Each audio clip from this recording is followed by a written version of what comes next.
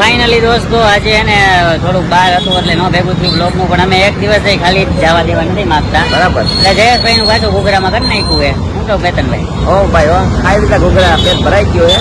હવે ભાઈ ચા નું કરશું હો. ચા તો પીવાનો જોઈને કલે ચા વગર થોડું હાલે. ચા પીને પછી આપણે નીકળવું, બાકી ચા પીને નીકળી ને તો સકન હારા થાય. બોલો પૂરો કઈ આવ્યો તો હા ભાઈ, આજ કોઈ ભેગું નથી, બધા આરામમાં છે. બધા કોઈને ફોન આજે દોસ્તો બધાને મેં રજા આપી હતી. મેં કીધું મજા કરો, એન્જોય કરો, ભલે મજા કરતા હોય બધા કલે જાઓ.